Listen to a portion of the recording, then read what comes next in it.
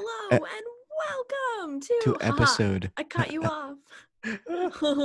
I got to announce it this time. You did. We're on episode 14 now, right? I don't fucking know. We were just It's on 14. episode 8. Are you kidding me? It's 14. We were not episode just 14. on episode 13. Yeah, lucky episode 13. This can't be fucking real, bro. It is real. So oh my god, that you summed up my feelings on the entire year, dude. We took a small break in between this episode and the previous episode because we realized that if we keep up that pace, we're going to burn through all of the things we could talk about, which it seems impossible because with ADHD brain, we have everything possible to talk about. But I mean, obviously, since there's nobody watching this, we might as well not talk about everything before we get the chance to talk about something. So we decided that from now on we're gonna shoot for like every other week, like instead a bi-monthly upload. Yeah. Well, yeah, because which is also good because we just started school too, like, which is really smart. You know, over the summer you got less to do. Let's hang out once a week. Over the school year you got more to do. Once every 2 weeks. I mean, you also got to consider, like, for me, like, because I work a full-time job with scheduling that is made by rolling a bunch of dice and shooting darts at a dartboard. You're right. So even one class on top of that, I'm already like, holy fuck, I'm busy. I have a 15-hour day on Thursdays every day now, so it's great. I have I'm taking 5 classes, except the 5th class isn't a 5th class. It's a mod class, which means I'm taking 5 classes until I'm not taking 5 classes. I'm taking 5 classes until October 9th. And then October 9th is the last day of that class. So then I will go from 5 classes to 4 classes, which is pretty cool. And it's also like mainly just like a reading class, so I don't really have to worry that much. But sure. I am really overladen with readings and stuff. I've been going to sleep at like 5 a.m., 4 a.m., 3 a.m. Oh, yeah, I remember. I remember that feeling. I've never done that in my life before. I don't think I've ever stayed up until 5 a.m. in my life before. And I did that the other day, and it fucked me up. I think the latest I ever stayed up was like 4:30, but that was like back in like junior year of college. And after that, I was like, I need to stop this. Oh my God. I've like stayed up late and woken up early. And like, you know, given me a truncated sleeping time, but I've never stayed up until 5 a.m. and then had to wake up at 9 a.m. for my 10:30 class, and then my 12:30 class, and then my 4 p.m. class. Okay. But then anyway, I still had work to do in between those classes and couldn't go back to sleep. So this episode is also about a different thing, which Avatar. is Avatar, specifically The Last Airbender. The Last Airbender. Woo!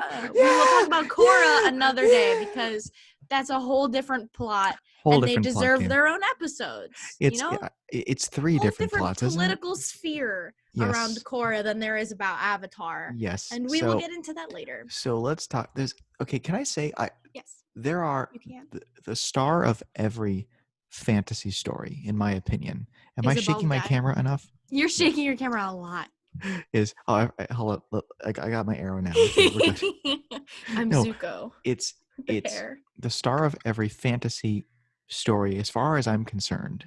This extends to Ursula K. Le Guin, to Tolkien, to C.S. Lewis, to even George R.R. Martin to some extent. It's always the world, right? The world is really, really, should ideally be really, really cool, right? And I love how simple and immediately like infinite like the world is, right? Four groups of people, each bends a different element. The one who keeps balance is the Avatar, and they bend all 4 elements. And I'm like, and all of the land is pretty much connected. You know, it's really like Pangea. They're not. Well, I mean, sort of. They are traversing the globe, but every time they talk about the 4 nations, it's this map of this one big massive land. Obviously, there's islands and stuff in the North and the South Pole. Yeah. But when they're talking about it, it's really one side of the Earth, which, I mean, for sure, that was probably just organizational, spatial coincidentalness. Well, and also, I just remembered something really cute. The, like the combinations of animals how Yeah. Avatar has this amazing, beautiful combinations of animals. Apparently, there was a guy on the team who he's been making little combinations of animals his whole life, and the whole What? team thought it was awesome, and they just made bam, It's so good. everything. Like I love that. the chicken pigs, cow pigs, sheep pigs episode with like Zuko alone or whatever. That was Oh, Zuko alone is a like really, really good episode. that was one of his, like, everybody was like, I can't pick, let's just do all these little pigs or something. The thing that I love about that is it's so subtle and no one ever no. Another thing that I like about the show is there's Only very ever little mentioned once. well, oh my god, and Just like a probably bear? like the best Weird. joke in like the whole series, like so good. Surely you mean platypus bear. Mm, Mongoose bear? nope, just bear. Just This bear. place is This weird. place is weird. So, okay, there are so many things I like about it. Let me start off with the one incendiary thing the one hottest take I have. Hottest I take, Hotman. Hobbit. Again, another amazing joke. Hotman, Flameo Hotman.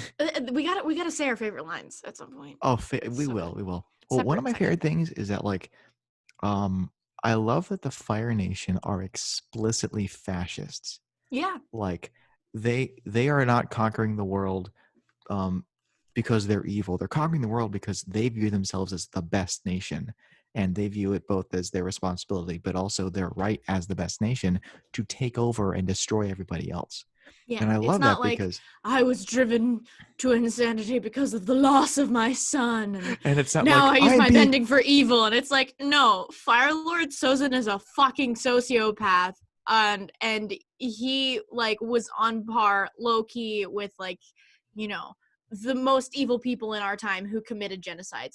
And then Yes. fucking Azulon was like, I'm gonna carry that legacy, but I'm also a little bit chill.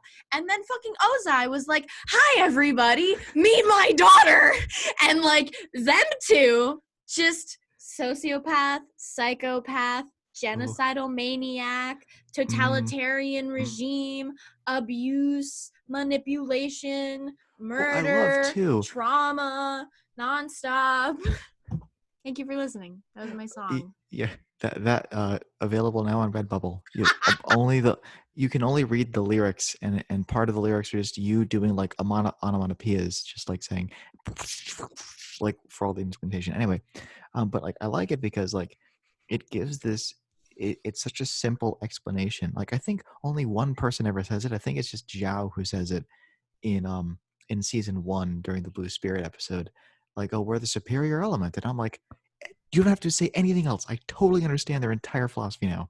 Oh my god, so good. But I also enjoy like there is this element um of like throughout the entire Fire Nation of like theater and like putting on this front.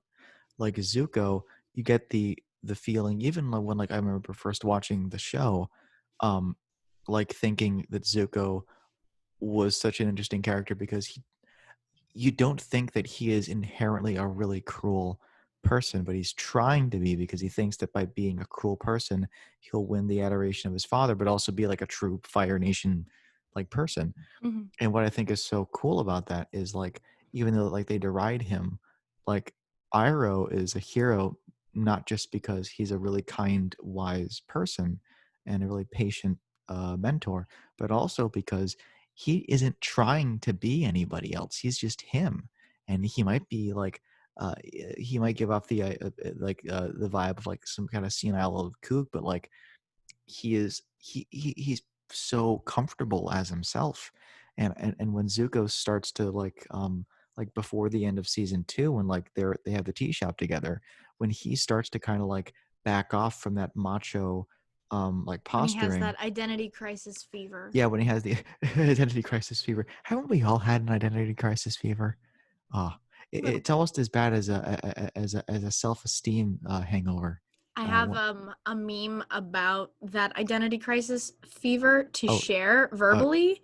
verbally Um, share it. yes. So, who would win? A young man raised by abuse to do anything and everything to please his father? One good decision.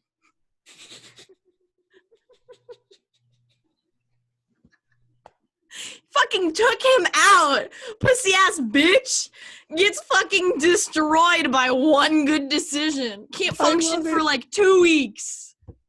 Oh, Total God. personality change afterwards. Uncle, I'm going through happens character with- development. This is really hard. Yeah. I wasn't expecting this. You know, I really appreciate that as much as every character is kind of like, they have their character traits and they're kind of pegged to that. Like Sokka says all the time, I'm the meat and sarcasm guy. And Katara, as much as everybody joked in the Ember Islands episode that she's always crying about hope, she's always angry about She's really injustice. angry. She's Oh, not crying about hope. she's That's a the fucking pregnant woman who SJW, and I named love her it. daughter Hope. Yeah.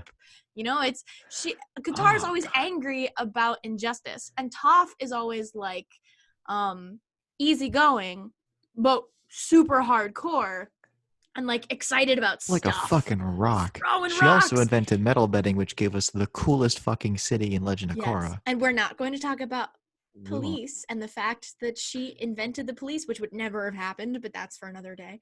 Yeah, And Aang is like this goofball who is really light on his feet, and Zuko's this angsty Twinkle toes. teen who needs to regain his honor. First of all, best fucking joke where everybody's like, oh look, what's that? I think it's your honor. Where?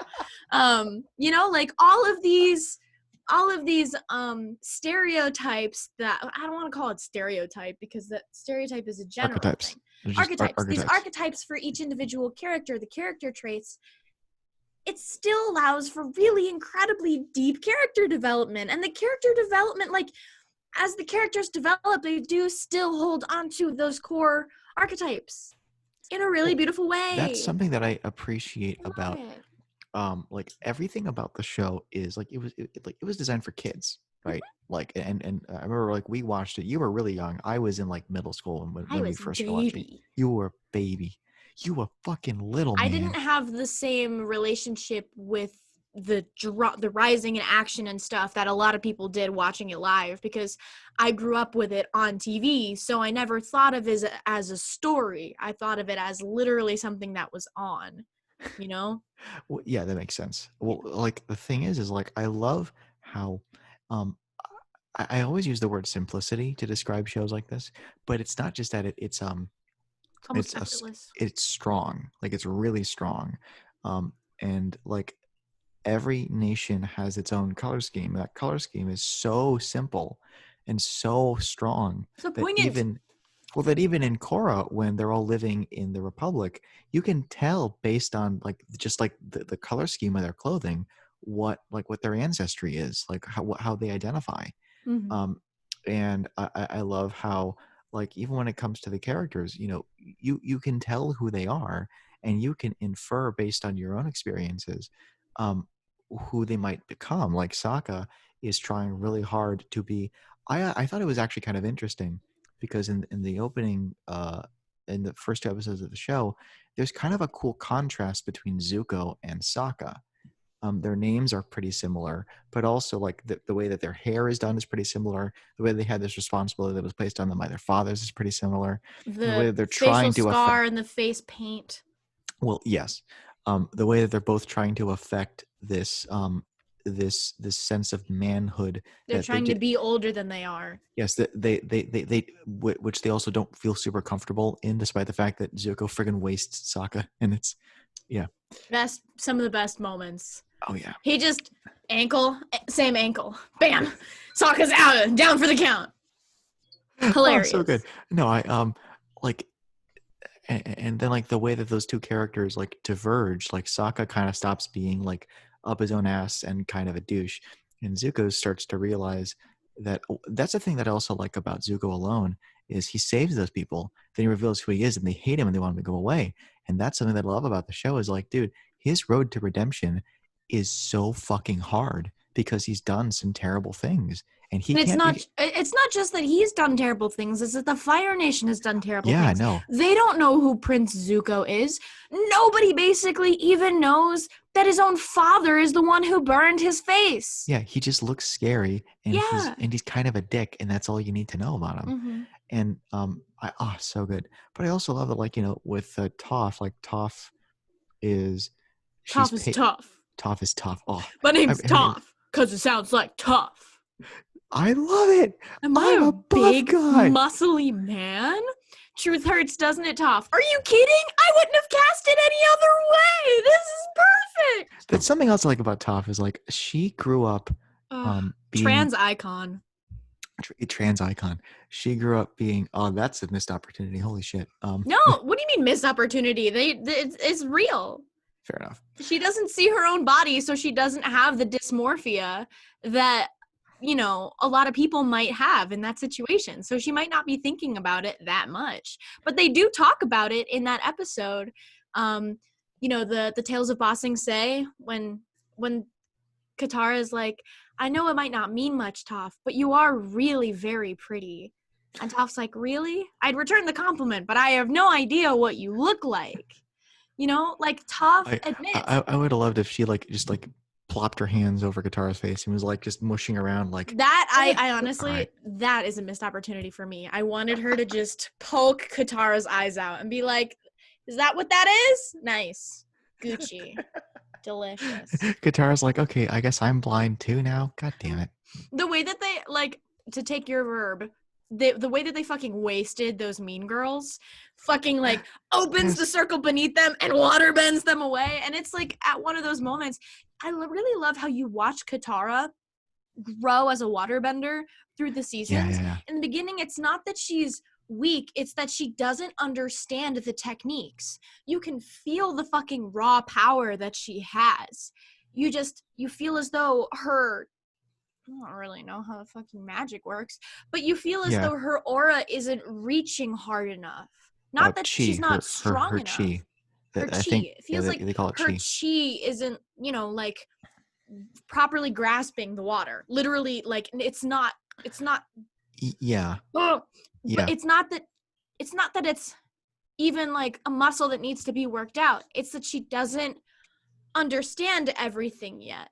Because like when Aang is learning how to waterbend and he does it so easily, you know, it's not like he's more strong than she is. It's that he implicitly gets it because he has like a million generations worth of avatars of all of those neurons already properly done. But also, I mean, airbending is very similar to waterbending. Also, magic. I mean, it's all magic. Character, no, I'm sorry. moments. It's not waterbending. It's not magic. It's waterbending. It's, I know, a sacred art, important to our culture, blah, blah, blah. No, what else? Another thing that I really enjoy is I like how condensed the show is. Yeah, you know, like, it's only 62 episodes. I think that sounds right. Either 62 or 63, and it is. It might be lower on magical. Netflix because Netflix like puts a bunch of the two-parters together in one big episode, which is a fucking great idea. Yeah, honestly, wonderful. I mean, if it's not on TV, we don't need the separation. Let's squish them. No, we don't. I do actually really enjoy really like the abrupt, like inappropriate cuts for like a commercial break that never comes. Like that's funny. It's quite neat. I also really love that there's not those really annoying nick pop-ups. I don't know if you ever saw, I saw this one. It was an advertisement for something.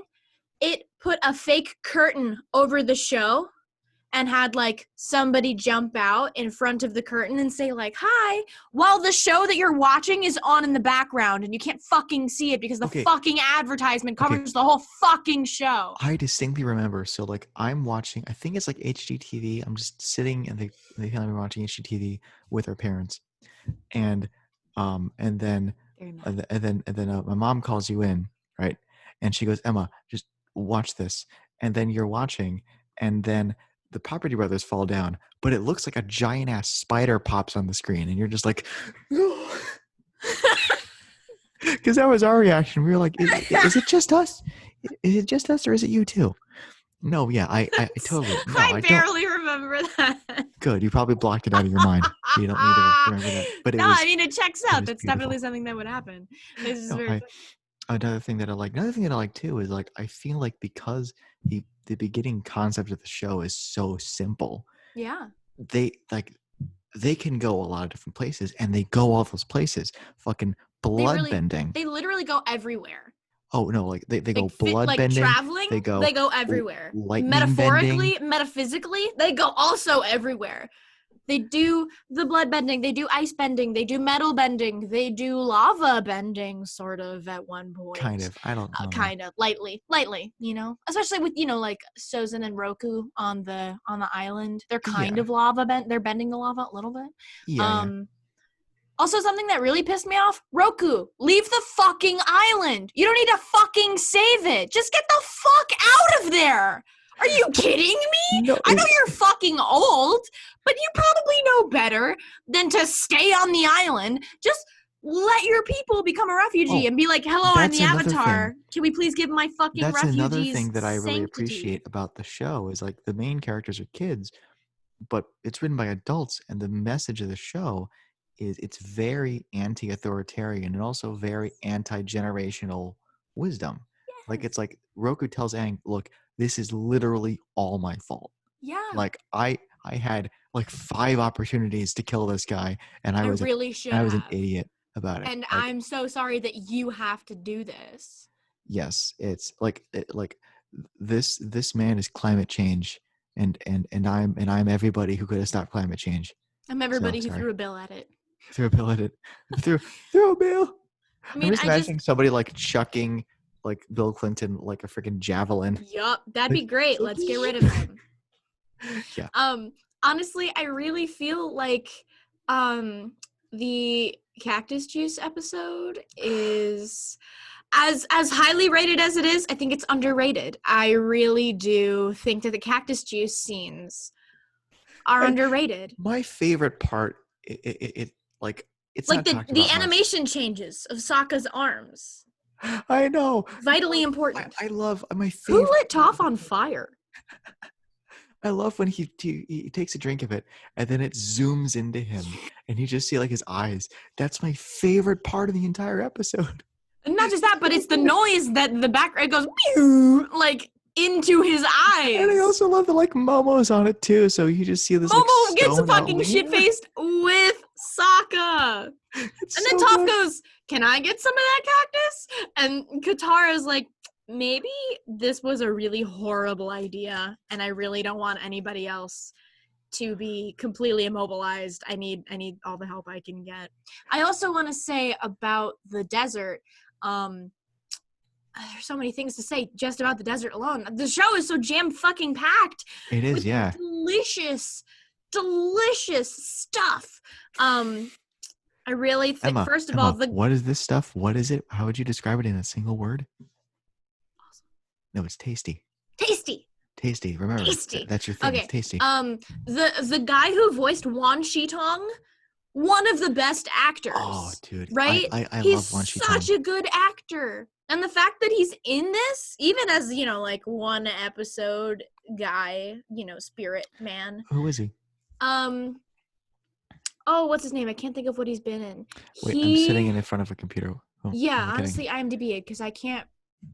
Oh, the Princess Diaries? Joey?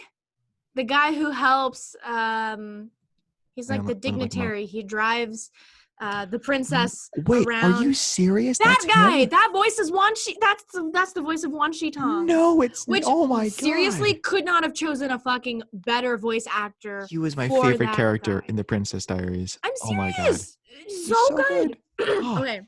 I really think I will say like the drama in the moment when Toph is literally physically torn between holding up the library and saving the life of the Avatar and all the Appa, important friends, or Appa, literally the other person who is the only person who can get them out of there, out of the desert alive.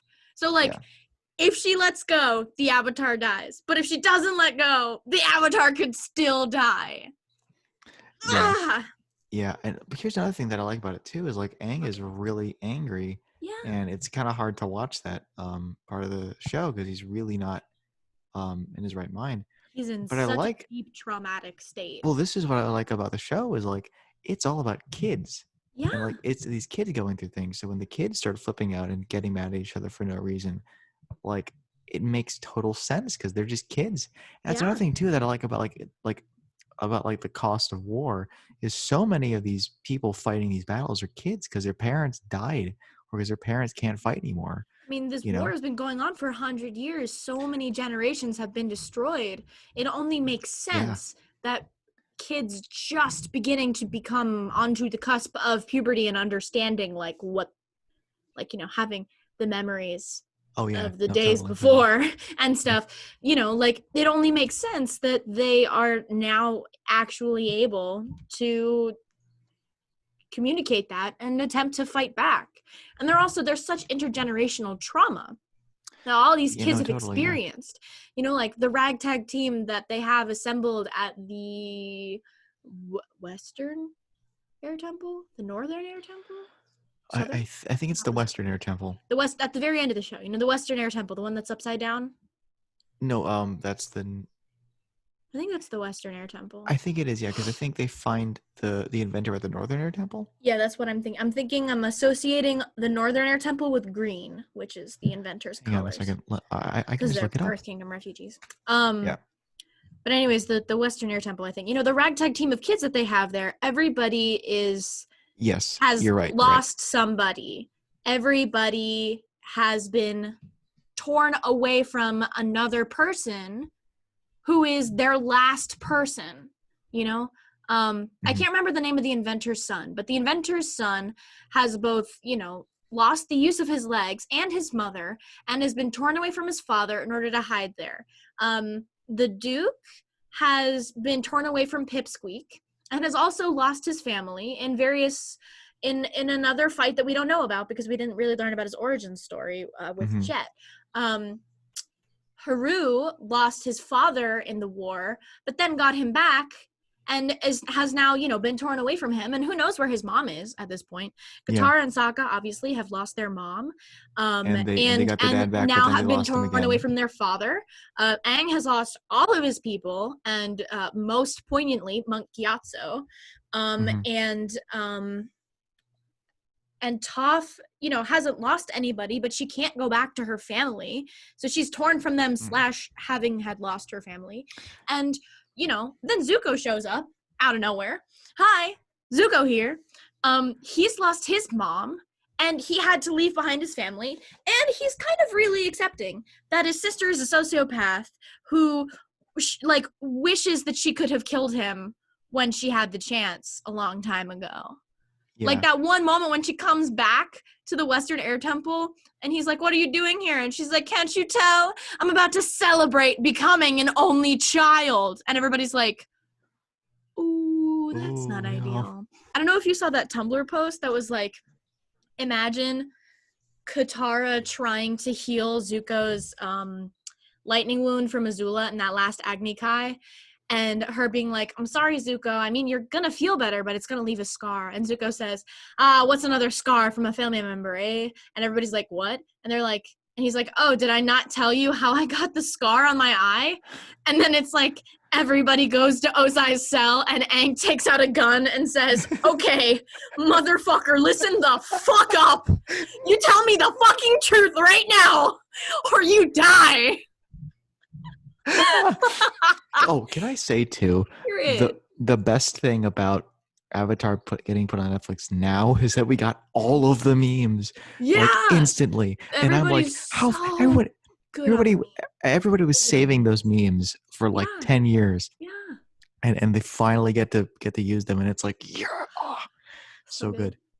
I just you know, the thing I like about the show is I like that I mean I like that, like, everything is not focused on the one end goal, right?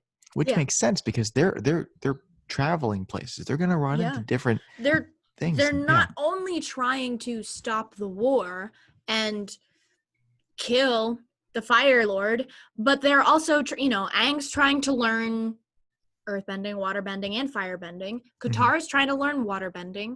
Sokka's trying to learn war strategies and keep them on schedule. He's the only one that's really thinking about the end game. Toph is trying to teach Aang earthbending, but also is truly just trying to vibe and crack some skulls. And Appa and Momo are really just along for the ride, even though they are providing transportation. They are truly wonderful. I just They're so they're so good, such good little toys. fight that they have in that Nightmare Stations Yes. episode is surreal. The writers have just done so many good things. They've I done so many good things. I seriously don't think that there is a moment in that show that you could look at and say, you know what, you can delete this. This should be deleted. I don't um think there's a single moment in the I show that would benefit from like a cut. I I feel really like don't. I feel like I would have disagreed when I was watching the show, but looking at the whole thing um In this in period of time. like yeah like at once, I'm just like, no, like it was, there is so little fat in this show, right? um Everything was specified. Everything was put there on purpose. Everything was planned. There were, I mean, I think we assume that everything was planned because it well, so definitely feels like it was although I will planned. say, rewatching Sozin's comment, it does feel very rushed. Like, I don't think that like they were ready to end the show right like then and there. And I feel like it might have been a bit, because like when Zuko's like, oh no, you don't get it. When I was sitting in the war room, my dad said this, and I'm like, okay, that clearly didn't actually happen. Like when he sat in the war room, like he was like when they wrote that scene, I think that it was just, oh, I got to sit in the war room, yay.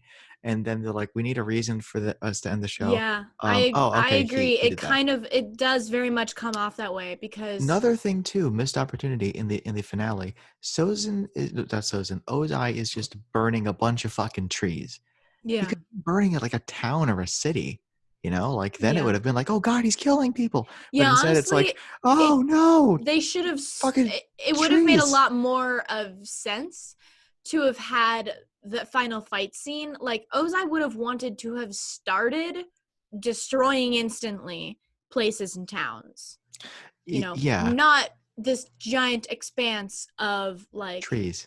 trees Just and the trees. real, the large rocky pillars. Though I do think it's very interesting the bringing it back to the rocky pillars, because the previous time that we saw them was with Sparky Sparky Boom Man, which is Sparky Sparky movie. christened name, and I will use it as such. Okay, Combustion Man is dead to me. Sparky Sparky I Boom Man lives I on. I just love so much. Like, I still remember like when he shows up and like Sokka's like, oh, he's called Sparky Sparky Booman. I'm like, oh, that's funny. And then he shows up and he's like, it's Sparky Oh, Sparky it's Sparky Booman. Sparky Boom Man. Dude, that's And one of like the Sokka's like, hardest I'm things. beginning to rethink that name, and everybody's losing their mind. I think I remember like watching that with like Carrie and our parents, and like my dad, like our dad was just like losing his shit. Oh my He god, would have lost it. I can see it. He, of all it's so people. good. But I love it. It's just Like, a great moment. But no, I really think it was like as much as I agree, I definitely agree. It would have made a lot more sense for them to have started on that final fight scene in like a town or something. But it's also possible they just really didn't want to draw houses yeah, anymore. yeah, they were Getting probably just destroyed like, is kind of tedious. But yeah, they were also, like, let's just draw like vague smush. yeah, but I Like, mean, ugh. it's a callback to like I think that's the same rock field that the previous fight with Sparky Sparky Boom Man happened in, and I Well, think that it's very interesting because I think it might also Aang be a spent that callback. whole fight running away from Sparky Sparky Boom Man and Yeah, deflecting the fight. and He was now, well, and he wins because it is not he who is not wearing pants. It is you who are you not were wearing. not wearing pants, Fire Lord. I was like, oh And I actually no. find it funny because like they're both not wearing shirts throughout the whole fight, but they are wearing pants. And I'm like, oh, clever callback.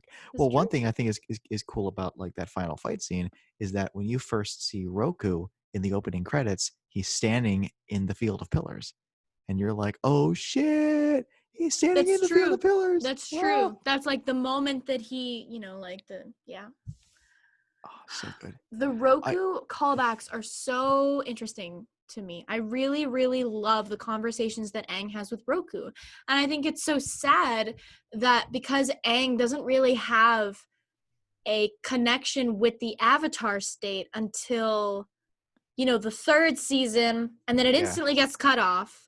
And then in the last episode, when he gets literally, okay, I have words to say about that, but he When he has literally such a get like he has Deus such a Rock lack Machina'd. he has such a lack of a communication with his past lives I mean, the one time that he really even talks to his past lives, aside from Roku, the one time, like alone, not Kyoshi, the one time he talks to his the actual lion past turtle. lives is on the lion turtle's back, which is in the second to last episode. Yeah. And it's like, that's one of the reasons why I really like that episode in Korra, where they talk about the origin of the Avatar. Because we will talk about that, because I fucking actually gorgeous. not a big fan of that episode.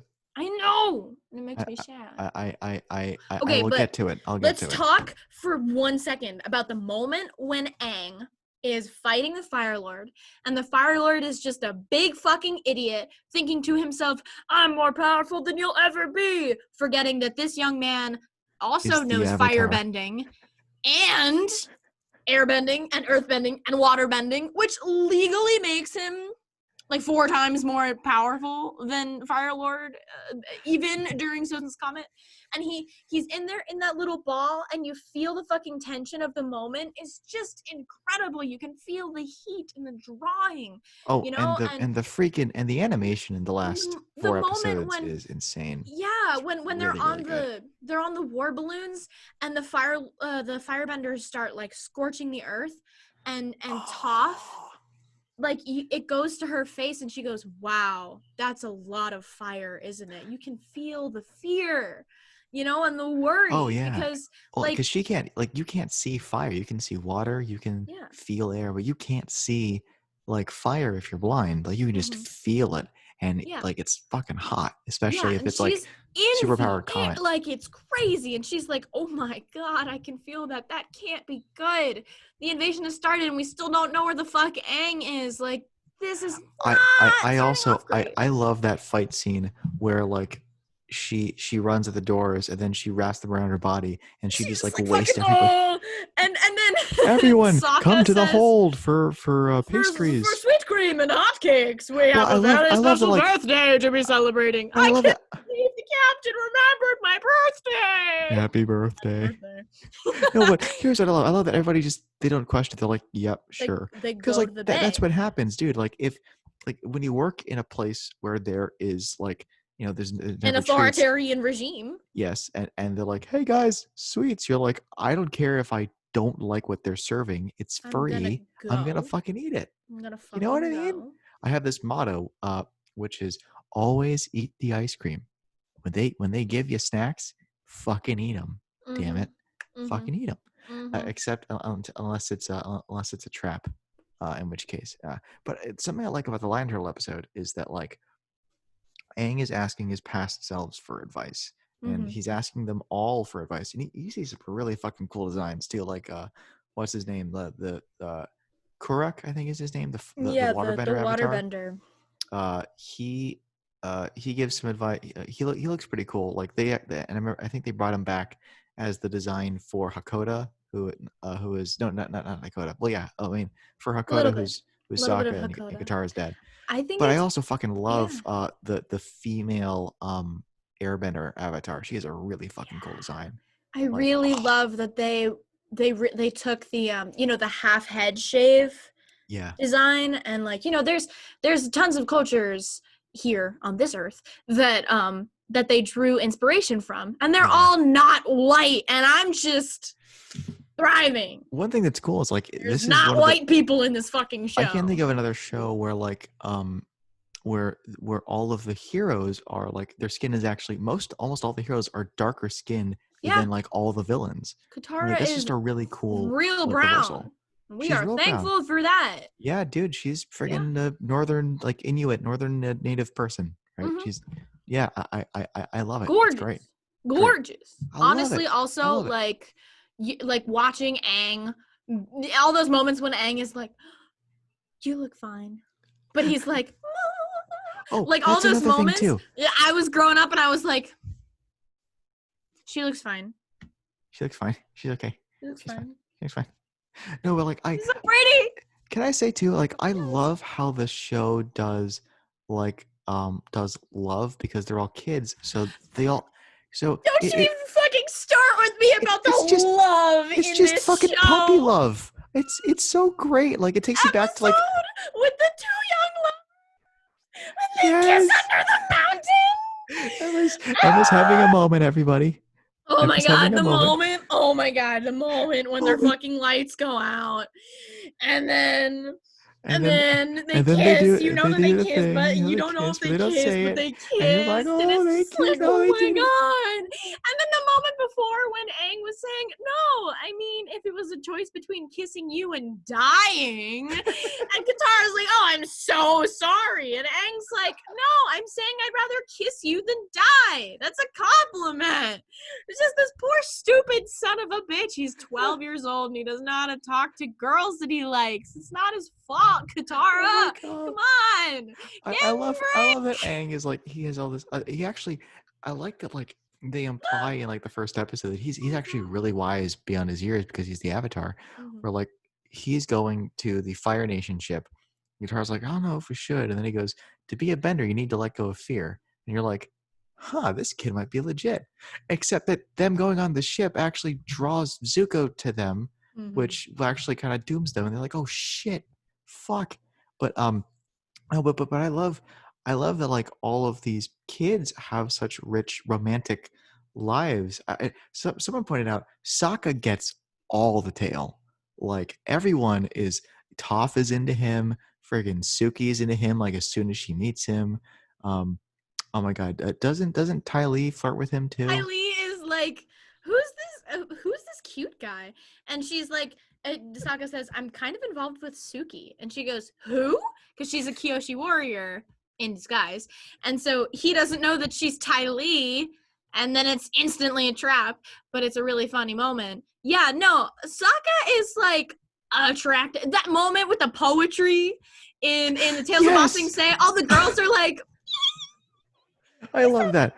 I he love wears that. his tank tops to show his sleeve. Oh. I love though. This is one of my favorite things that I read on Tumblr. That in this I have a lot of revamp, things I love that I read on a Tumblr, lot but of go things ahead. on Tumblr. A lot of things. In this revitalization of Avatar, this coming back to Avatar that we have all experienced, everybody thought that Zutara was gonna make a comeback, but instead we got Zuko and Sokka ships out the wazoo. I can tell you, I've never seen more amazing, like headcanon type scenarios with fucking Zuko and Sokka, and they're so funny. They're always so funny. Oh, I think they all stem they from have that like moment the that best. Zuko goes into Sokka's tent when Sokka's waiting for Suki, and it's Yes. his face goes whoop. And then Sokka's like, I can imagine another reality where Sokka's just like, I mean, well, you are here. Let's fucking do this thing. No, Suki, do you they want to also, join us? Suki's like, You yeah, sure, know? why not? And then it goes, Suki says, okay, how's this gonna work? guys, maybe we shouldn't have like an erotic threesome in this Sokka episode. has two hands. That's my favorite comeback. It's like they have two hands. There can be three people in this relationship. They got two hands. Oh My God. favorite. It's my Oh favorite God. joke. This went off the rails faster than Korra season 2. Okay, but the bloodbending episode, Gosh, so good. So good. the construct, the similarities between like assault and Yeah. bloodbending, Yeah. and how Katara is forced against her will to learn how to use it. And Katara, as we know, is a master.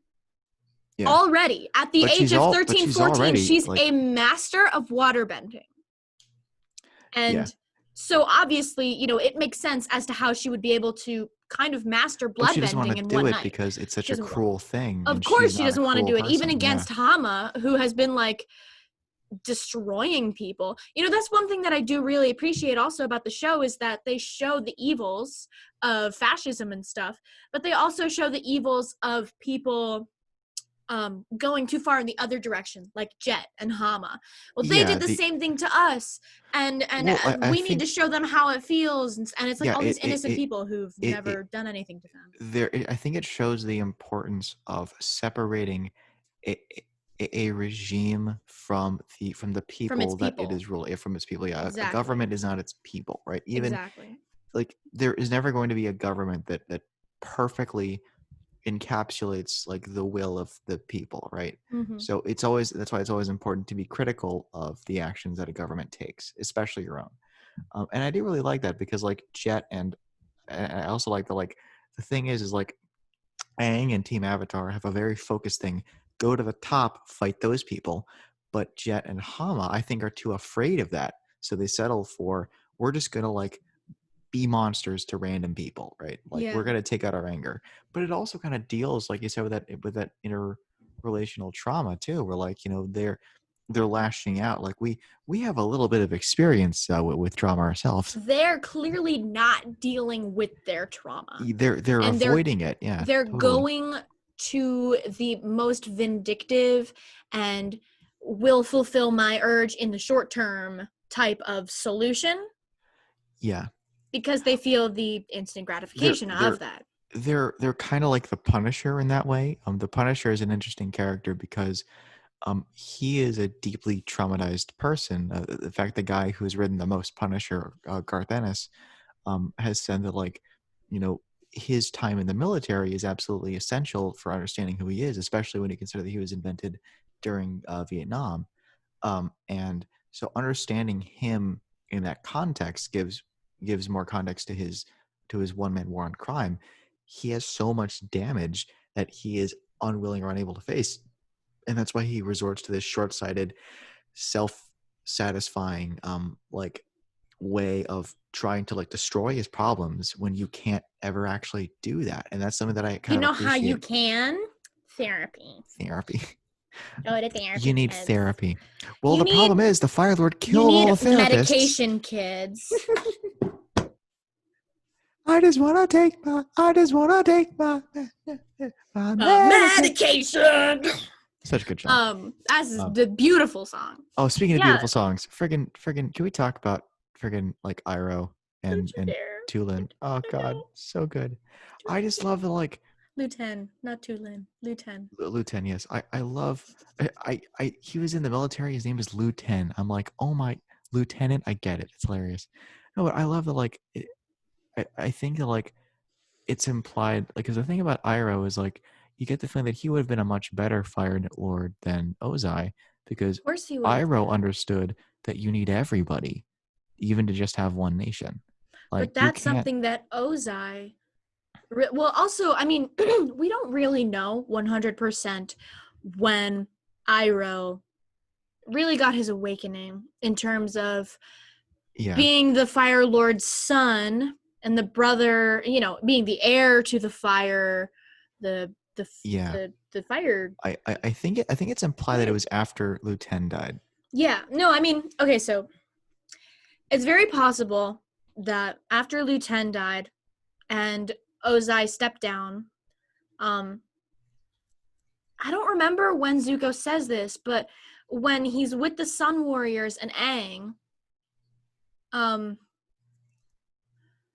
Zuko says, "My uncle killed the last dragon," but I don't remember if he says when, like before I was born or blah blah blah, because obviously that moment comes at a critical time for Iroh, and that's when he realizes that he can't do this anymore. So here's what I think, and this might have been written somewhere else. So based on what you're saying, I think what happened was Lieutenant dies and then his fire goes out That's because what I was yeah, just gonna say. and Yeah. because like he's lost his fire, and then I think maybe he goes on a journey and he finds the Sun Warriors, Mm-hmm. and that's how he gets his fire back. But that's also that more gentle form of firebending, that more gentle Life is not is yeah. also life. Fire Well, is life, not just do you destruction. understand that? Well, we're called the Sun Warriors, so yes. And by the way, now you can never leave. Just kidding, but seriously, don't tell anybody. Don't tell anyone. So good. Well, but that also kind of comes back to what we are talking about earlier with like you know the performative um, masculinity and authoritarianism of fascism, where like the firebenders are getting all of this power from rage and hate. And the Yeah. thing that's interesting about that is that rage is not self-sustaining. You Of have to keep course. feeding it with That's like a fuel. constant theme in the show that you cannot sustain yourself, the movement, anything on rage. And that's one of the things that Iroh keeps trying to drill into Zuko. He says, your fire comes from the breath, not from the muscle. you can't, like, you gotta stop doing this. You know, he says it again in the in that episode when you know, when Zuko is supposed to have been killed on the ship by pirates, but actually by Admiral Chow, and so Iroh keeps Zuko hidden, and that's before the Stage of the North. And Zuko, with his I all remember. bruised Yeah, face, I goes to remember. kidnap the Avatar, but has no backup plan. You know, You Iroh had no says, backup plan. remember your breath of fire. It could save your life out there. You know what I mean? I And remember then him there's saying that it, one yeah. point when he breathes fire into his fingers, into his hands, so that he can warm himself up. You know, it's like Iroh has been there from day one, trying to feed him this information secretly and gently. The White Lotus, like, around and through That's this such a good nasty payoff too. atmosphere of his family, which I really But like. the White Lotus is such a good payoff too. Because God, like, it's such a good payoff. I Zhang love Zhang it. is in the fucking White Lotus. I want to say something about Zhang Zhang real quick. Okay, Zhang Zhang. First of all, one of the most beautiful characters, physically, one of the most beautiful characters in the entire show, if I might say. He's got an incredible structure of hair. His face is so well worn. His face looks so much as though it has been based on a real person. Actually, He's just gorgeous. I'm so sure that he is actually based on a real person. I have a But feeling there's one actor. He doesn't look Mhm. that much like him, but he has the same vibe to his face. Mhm. I don't know his name. He's the main actor from Old Boy. No. The Just, Wong you know, Kar like Wai Master film. Paku really comes off as a cartoon character man, and Zhang Zhang comes off as a man drawn in a cartoon. You know I what I mean? completely get what you mean. Totally. Okay, Yeah. but another joke that I need to offer. That moment when they're at the Western Air Temple and Aang's just lying there or something. They're talking about firebending, and I think they're talking about whether or not they should accept Zuko as Aang's firebending teacher. And Katara's like, Katara or Sokka's like, maybe we'll run into Zhang Zhang. Or what about Zhang Zhang? And Aang, while lying down, goes, yeah, like we're ever going to run into Zhang Zhang again. And Toph goes, who's... Never mind. Like, no, you realize Toph never fucking learned who Zhang Zhang was because Toph wasn't with the group at that time. And they never told her because it never came up. There's It's another never joke that they relevant. have, which I love, which is like when they're watching the play, Toph is like, did Jet die? Did Jet just die? And everybody was like, you know, it was really unclear. I know. Because Toph was there at the moment. Like, you know, Jet says, I'll be okay. And Toph's like, he was lying. And so you know that Jet's supposed to die. But Jet, like, on stage is, like, trying to go underneath this falling rock. Oh, and it's no! fucking confusing. Oh, Yue. Can we take a Yue. second to talk about Yue? Oh, that brings me to my favorite exchange in the entire show. My first girlfriend got turned to the moon. That's rough, buddy. My first girlfriend turned into the moon. I will say it was weird how the moment in Ember Island Players when the Sokka on stage is like, did you have pickled fish for dinner? And Yue's like, goodbye, Sokka. and then yes, Sokka starts crying. I did have pickled fish for dinner. And Sokka's like, and Suki's like, you never told me you made out with the moon spirit. And Sokka's like, shh, I'm trying to watch. And you're like, it's so sad because it's not just that his first girlfriend turned into the moon.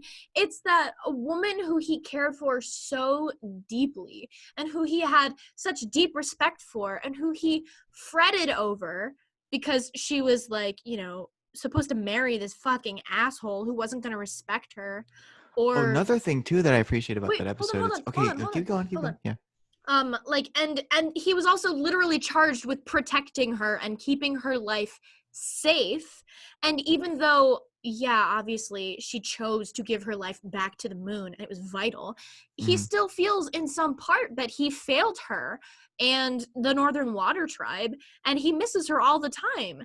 And you can really feel that. And that's one of the reasons why you can tell that he can't kiss Suki at the Serpent's Pass, you know, when they're like, you know, talking and stuff, in front of the moon, she's like, she's trying to kiss him or something, and he's like, I can't.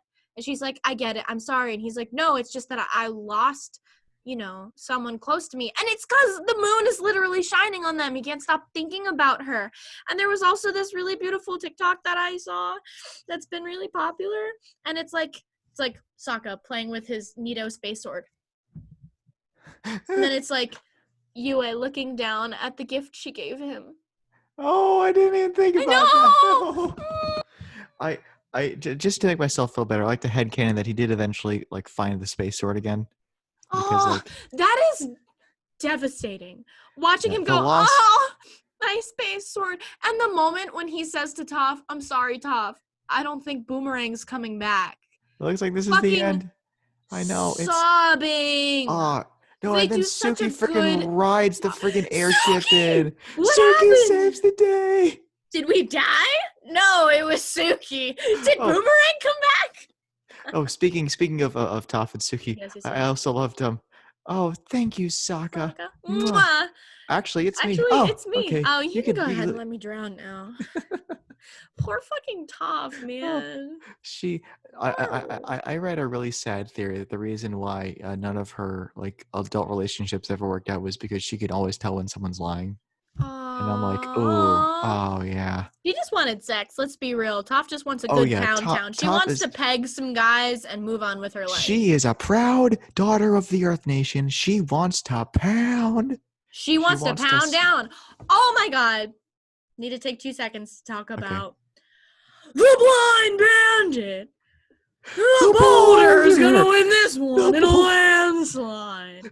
I like how he gets more eloquent, but he never refers to himself in the. He keeps referring to himself in the third person. It's like the boulder is weighing his options.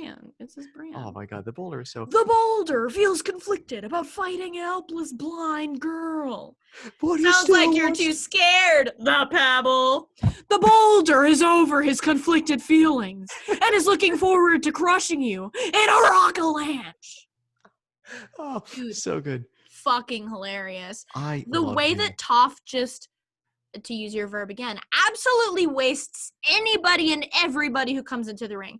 And the way that she does it for the second time at the end of that episode where, they're fighting in the ring and stuff, when she does it in front of her dad and her teacher, finally coming out, literally coming clean to the two people that she's been lying to her entire life, finally showing them what she's fucking made of. And there was a really cool comic that I saw the other day on Tumblr, yet again. It's the only fucking social media I go on anymore. They actually have written a bunch of like comic books that take place between The Last Airbender and Legend of Korra, which I haven't read, but I've heard are really good. So yeah, it's one of those comics. It's just a couple panels, and it was like Toph is a young woman, and she's like holding up. They're like literally, apparently the entire weight of the world is on her shoulders, according to what Katara said. Like Katara's like, Toph, I'm so sorry that we can't help you literally hold the entire weight of the world on your shoulders, but you have to keep pushing until, you have to keep it up until, somebody can come and help you. And her dad is with her, and he said, Toph, if these are the last moments of our lives together, I just wanted to tell you that I'm sorry that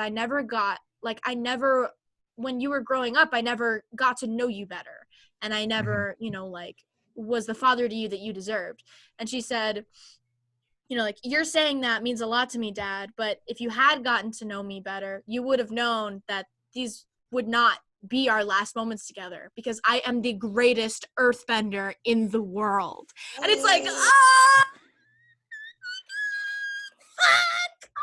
dude, Toph is I think she's my favorite character in the show. Hands down, she's so fucking cool. The trans lesbian vibes that this bitch gives off, just not gender non-conforming. Well, and can we also say too, I really appreciate that this show does have a couple people with physical disabilities that are made up for with their bending. Like the fucking badass lady in season 3 of Korra with the freaking water bending arms. Oh my God, I think about that every day. I think about that every day. Sparky Boom Man has the third eye tattooed onto his head, and he firebends with combustion from his mind. He has Robo Arm and Robo Leg.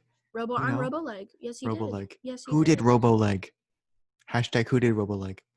Robo Leg. I have this weird theory. I think that might actually be a Full Metal Alchemist reference, because one of the main characters in Fullmetal Alchemist, Has a metal arm and a metal leg. yes, he has a, well, that's why he's called the Fullmetal Alchemist, despite the fact that his brother is literally a suit of armor. We'll talk about that someday. Wait, And hold on. and and another I'm trying and to another think. one of the alchemists is called the Flame Alchemist. I forgot his name. His name's Roy Mustang, and he snaps his fingers and he lights things on fire. So I think they kind of combined them together, That's made him really buff, and then they great. called him Sparky Boom Man. That's cool as hell. It is cool Okay. as hell. That's also a really good show. I would like to take a second here to talk about the Blue Spirit and the literally, I would like to call this segment the duality of man. Okay, because He has two swords. Zuko's literally got two swords, split swords. It's not just two swords. It's a sword that's been split in half. It's like the two halves of the two. Give him a left. They're fighting with. They're not boxing. He's got two swords, don't he? You're right. Give him a left. Zuko's got those two swords. He's got them up in decoration in his Fire Nation Cabin ship room. Every time he's on a Fire Nation ship, they're like there in the background.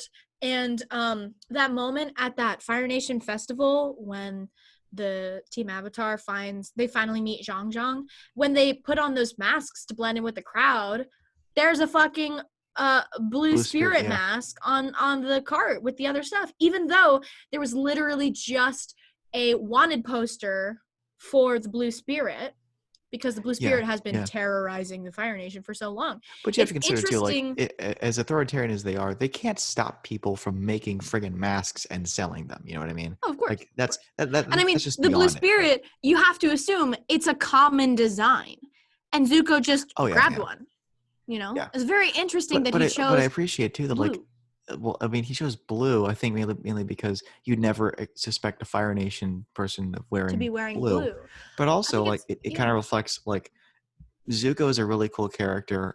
There's actually a character in My Hero Academia who I think is a kind of like, his name is Shoto. You should look him up. He's a good guy, obviously, but he has like the duality. Like his mother has ice powers, and his dad is called Endeavor, and he's a fire superhero. He looks really fucking cool. Of course. He has ice and fire powers. His left side is ice, his right side is fire.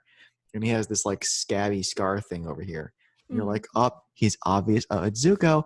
And he's also voiced by Aaron from Attack on Titan. So you expect him to just start screaming about how much he hates Titans. It's great. Okay, back to Zuko. So, but like Zuko is such a cool character because like he is grappling with like he's not just grappling with like the fact that like he wants to do good but feels like he can't because of his station, but because he possesses the capabilities of being both incredibly good and incredibly evil, because he's actually related to the Avatar.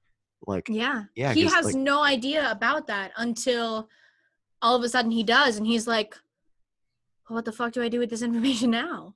Oh God. I think that's when he kind of realizes, you know, he says that to his dad, like, I have to choose to be good, but he's like, I think I realize now what my destiny is.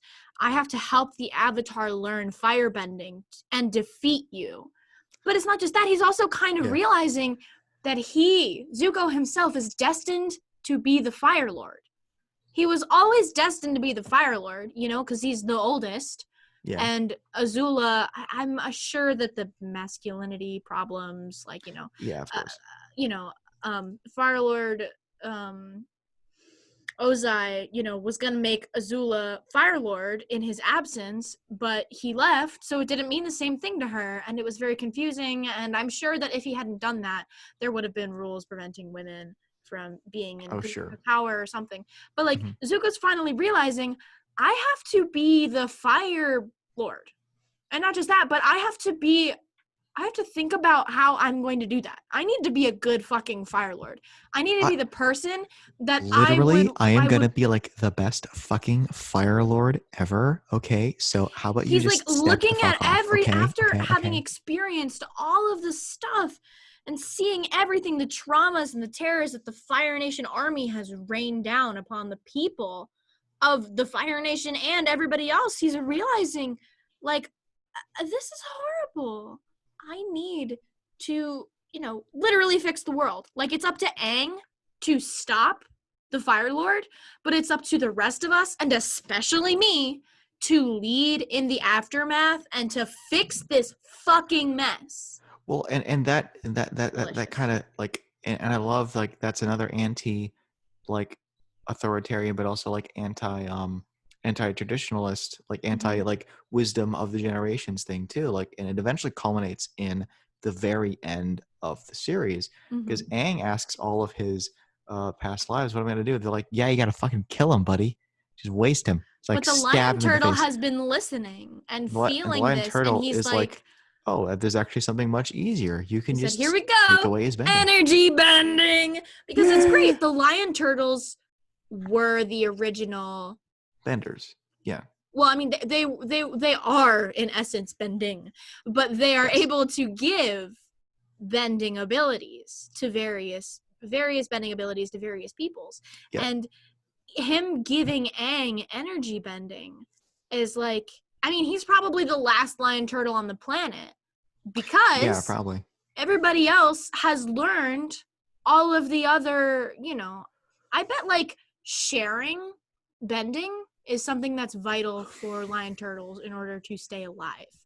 And so Maybe. when they I don't would know. share bending to those people, and, like, as the Korra episode, when they Yeah. would share bending with those Well, and individuals, that kind of maybe that brings me to sustained them. another thing that I really enjoy about this show is, like, there are a lot of things they throw at you, and they never explain them more than just to give them context in the world. Like, Yeah. they don't expect you to need to know everything.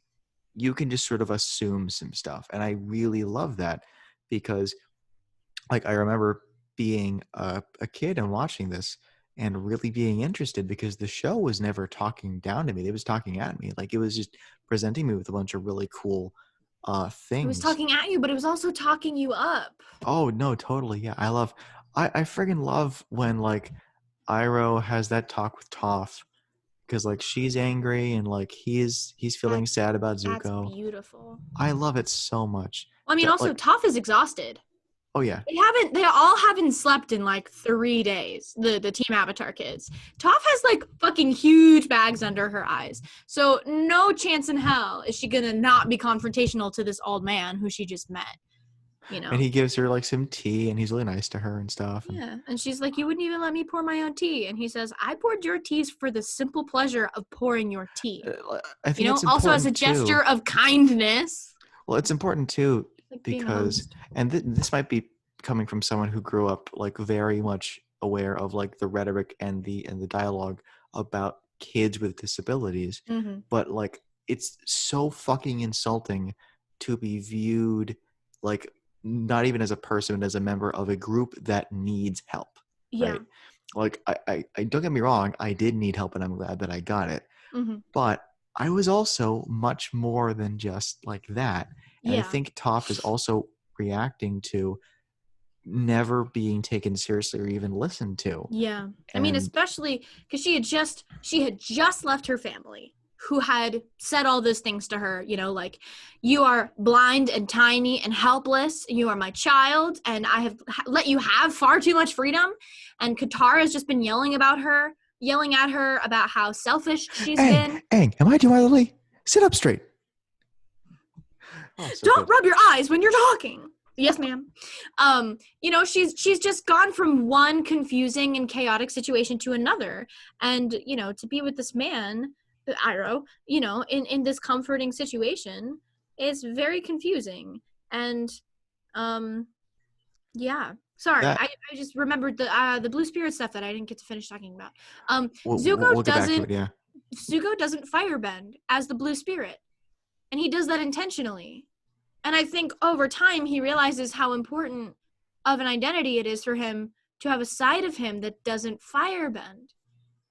To have a side of him that kind of denies his Fire Nation ancestry, and for him to pretend that he's just a vigilante acting on his own. It's the one part of his identity that's purely himself. The thing about that too that I appreciate is his duality is like the solution is not to embrace the other side of him. It's to not just it's to no longer have two sides, but have just Zuko. And I Mhm. think that's ultimately the influence that Iroh has on him. And Is to that's and that throw away the mask. Stop you don't have limiting to yourself. pretend that you aren't that this is not Mhm. you. You This have is to you.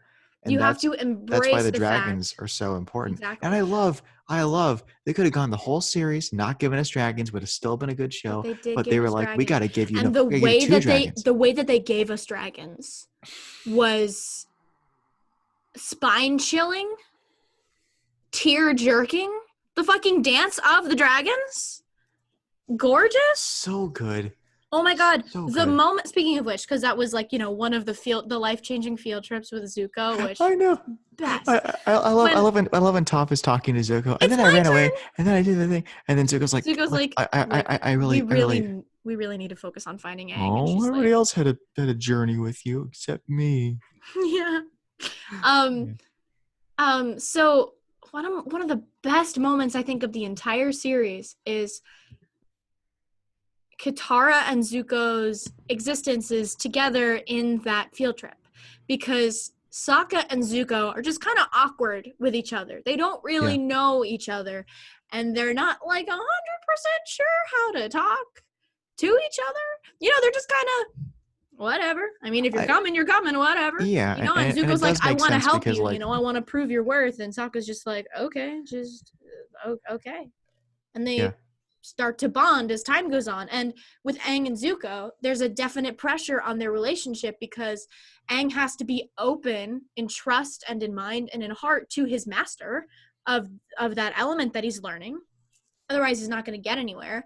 And Zuko is trying to make up for all the fucking horrible things he's always done to Aang. And Aang obviously has forgiven him for all of that because Zuko's come to their side. But Zuko's also, kind of snippy in the teenagery way that he is. And it's so funny. Yes. Well, But because the Zuko's like a much relation, older teenager too, so he's probably going through yeah, puberty, and he's he's also a a firebender. 16 year So old. He's a yeah. Oh 16-year-old God. talking with a 13, 12-year-old. And it's like, I remember being a bruh. 16-year-old, and I wish I could forget. Yeah. So But the moment, the episode in which Katara and Zuko are together. Obviously, the Zutara themes, whatever. Agreed. Let's move on. I'm not trying to talk about smut here. I'm trying to talk about themes, people. The converse the sorry the I don't even know what I was gonna say. What was the word I was gonna say? The interactions that Zuko and Katara have in this episode. They don't talk. Zuko feels this total hatred from Katara towards him for being a firebender. She personally blames him for the murder of her mother. And as Zuko asks Sokka, like, please tell me about that trauma in your life. I need to fucking understand how to get your sister to stop hating me. Not only is she attaching her hatred about the Fire Nation taking her mother away, she's attributing that to Zuko, but she's also really angry about the fact that they did already have a bonding moment in the tunnels under Ba Sing Se, and he chose to side with Azula. When push came to shove, he chose oh no, family. totally. He chose family after having shared the first moment of kindness with a non-family member. And I will say Katara too, literally almost promised to get rid of his scar, the thing that he's hated the most about himself for his whole life. She said, I might be able to get rid of that. And he, like, the 3 kind words from this kind stranger. But when push came to shove, he sided with his family because that's all he knew. And well, and one thing that I like about that too is it makes total sense. You're angry at him as a viewer, yeah. but you got to imagine how manipulative and how Oh, abusive and of how course. You know fucked that exactly regime is. why. You Like know his mind exactly is poisoned by why. that, and he's fighting like a disease in his Yeah. brain, Yeah. essentially, You which know is like the why Fire Nation. he Yeah. goes back to the Fire Nation. You're mad at him for doing that, but as Iroh says, as Iroh, implies, he doesn't like. He's not mad. He's disappointed, which Yes. is As we all know, it's worse. But It's way worse. Yeah. It means I know you can do better and you didn't. Iroh was very silently saying, I know you can do better and you didn't, and this is bad and you should be doing better. And he has the fucking prison workout scene where he's getting like ripped. a one-man army. I think you should go home and rest. Oh god. No, but the episode where Katara and Zuko go to find the Southern Raiders, they barely share a word together. You know, they exchange the vital information, and at some point, you know, Zuko says, "You should get some sleep. We'll be there soon." And she says, "Oh, don't you worry about me. I'm not the helpless little girl I once was." Denying his offer to sleep, stand guard, and to drive, and denying the offer to rest, which when you're traumatized and you're finally in action, the last thing you want to do is rest. So I get it. But also, you should go the fuck to sleep, Katara. You're tired. You have bags under your eyes. And it makes sense. Wait, hold on. Okay. So cool. I know. When they go to that Southern Raiders and they're trying to excuse me. When they go to the Southern Raiders headquarters or whatever, you know, and they're trying to get the information, they jump off of Appa, and Katara makes them a little ice surfboard and scoots them over and literally has the ocean bloop, them like right up onto like the ledge, and it's so beautiful. You just have to appreciate how Katara's like bending has become a part of her, an extension of her form. And I bet Zuko has to appreciate the fact that, like, wow, waterbending is really fucking useful. Because firebending can really only be used for fighting, you know, at this point in our lives. But waterbending is really fucking useful. Why couldn't I have been a waterbender? And then they get to that Southern Raider ship that is supposed to be the place. You know, they're supposed to be the Southern Raider, and it's the wrong one, and then they go find him. Katara blood bends the guy. Like, Zuko goes first, right? He busts through the door to incapacitate the firebenders. And all of a sudden, the guy starts twitching and doing weird things. And Zuko's like, what's going on? And he looks at Katara, and he sees her going like this, and he's like, oh my god, she's bending his fucking body. She's bending the moisture in his body. She can do that? And all of a sudden, he's just like, oh god, I want to... And he's realizing the extent to which the good guys have power, and the extent to which they will not use it out of respect for human life. He has no idea how long she has had this power. He has no idea if she just learned it yesterday. All he knows is he never knew about it before, and now that he knows about it, I bet he fucking wishes he didn't. The thing that I like about that too is that, like, I love that at the end of it, like the message of, you don't have to forgive people that did terrible things to you. Yeah, like, I really appreciate that. Yeah, because sometimes people do things that are so bad that you can't forgive them. And it's not up to you to forgive them. It's up to them to not do bad things. It doesn't even matter if you forgive them. No, yeah, totally. Yeah, like, it's not going to do your soul any good if you do forgive that person. Yeah, sometimes. Make peace with the fact that it happened. Yeah, and try to move on. Try to heal. But I also from appreciate, it, like, I think the hardest thing. Not forget it. But move on out of that period of life. Move forward as a different person. But I think forward in growth.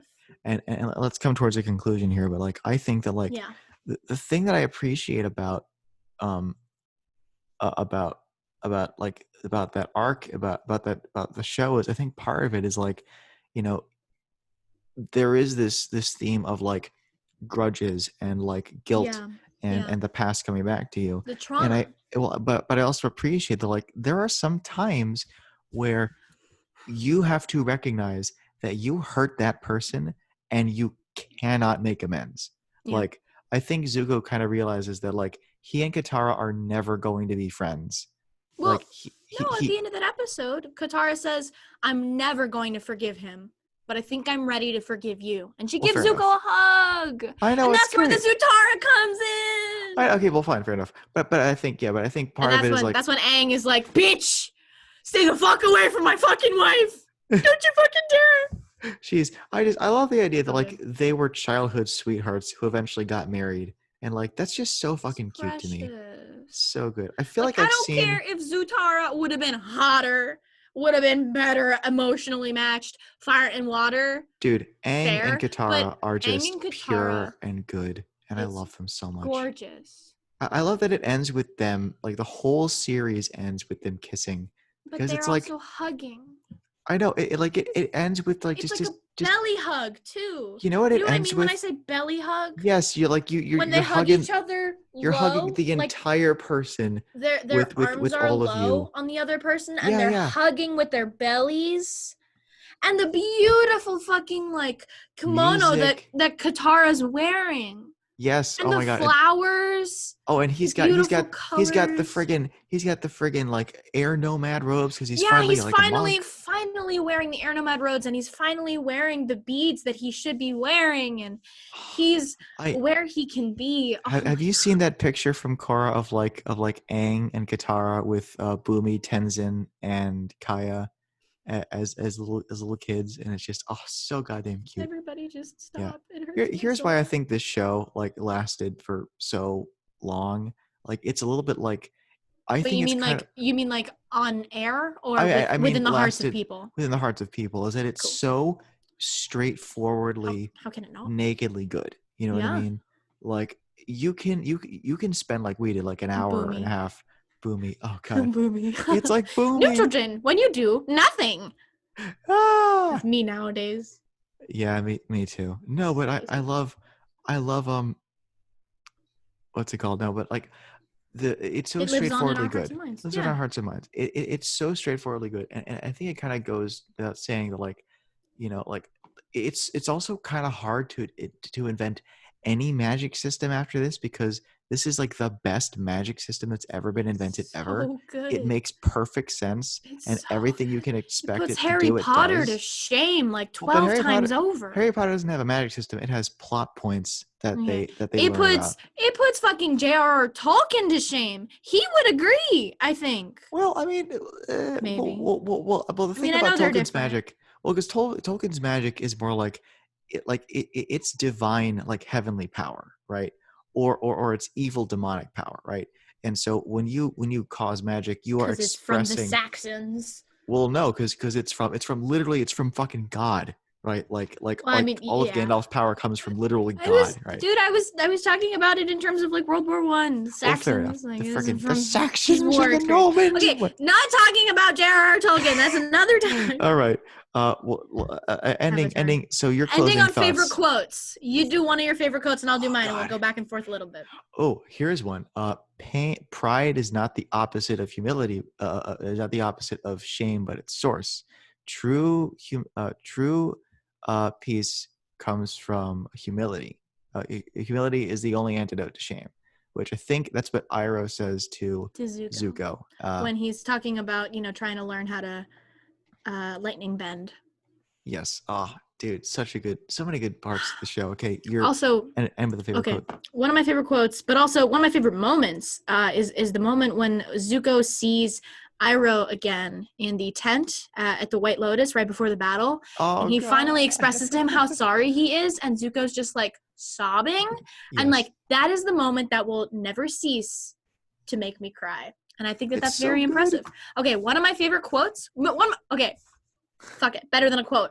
The moment when they're when they're with Haru's family, and they're like, Fire Nation, act natural, and the fire guys they open the door and everybody's like standing in the over exaggerated anime poses, and like I think Aang is leaning on a barrel, and then the barrel gives way, and you realize they've all just been standing there the whole time. It's not like the firebenders were watching them and it just was a pan around in a clip. No, they were all standing there posed, just standing there.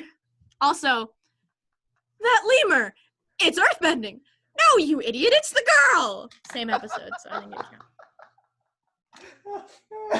counts. So good. Oh, Okay, what about you? Hotman. Hotman? Hotman. Hotman? Hotman. Hotman? Oh, another amazing moment that I love so much is when Aang is in the firebending school, and the person is like, "Hey, so what year did Fire Lord Sozin fight the Airbender army?" And Aang goes, Is the that a trick Airbenders, question? The yeah, Airbenders didn't have a formal military. Sozin defeated them by ambush, and everybody's like, what? what? And she goes, well, I don't suppose how you could know more than our national history textbooks, unless you were there 100 years ago. And he's And like, Aang just yep, goes, I'll just write down my best guess. No, but I love because like we had a moment like that in our social work class because we read this really good article, like an academic paper about African American social workers back in like the 20s and the 30s who were like the pioneers of social work within those communities, bridging those boundaries, and really like even now it's a lot of really important foundational stuff, and we were all sort of shell shocked because we never learned any of this shit. Of course. And the entire discussion we had was all about like white supremacy and like who gets to tell the story, who gets to like, and also like the angry reactions that people sometimes get when they're exposed to this stuff. Like And they're I like, just well, that's, and they're like, you're acting the out of whole defense, thing, okay? yeah, Just they're acting out of personal defense, and it's I'm like, gonna and I'm gonna throw it out there and say if that is your first instinct is to feel guilty, then fucking do it, something yeah, about it. pull out of The that. whole No, point of that's it good. is that Like your we're with that guilt, too. it's like, yeah, okay, good. It's good that you feel guilty because it acknowledges that you understand that there is a problem and that a problem Mhm. needs to be fixed, or that there You're was a problem and yeah. somebody benefited from it and it was probably you down the line. Here's the thing about that guilt, though. It is just gonna stay there, and you're gonna keep complaining about how people don't understand you unless you fucking do something about it and move on with your fucking life. Yes. No one blames you for feeling guilty, but they will blame you for doing nothing. So there you go. Okay. I have the best quote. Okay. End the show, Emma. What's the Yes. best quote? Your best quote. Aang gets up because he's talking with Roku on the solstice. Aang gets up and he squats and he goes, "Hurr!" And Katara looks at him and goes, are there bathrooms in the spirit world? And Sokka says, as a matter of fact, they do not. Because Sokka got trapped in the spirit world from Heibai, and Katara was like, how do you feel when he got out? And he was like I seriously need to use the bathroom. And then he runs away because he has to go pee, right? And so I'm saying that because I really have to go to the bathroom. So. Okay, cool. Oh Good god. fitting point. So mushy good. All right. room, giant mushy friend. Maybe it's friendly. Oh, so good. Ooh, Toph on fire. Beautiful. Oh my god. Anyway, Avatar: The Last Airbender. Sparky Boo. One of the best cartoons. Really Another controversial opinion by me. Not an anime. It's a cartoon. If you look at how it's animated, look at the whole style. That's very it's fair. a cartoon, That's right? very Anyway, fair. which is fun. Cartoons are valid. Animation. It's an anime, as in short for animation. It's an animation. All right. There you go. Everyone, thank you so much for tuning in. All 5 of you, whatever. All three. All 7 of you.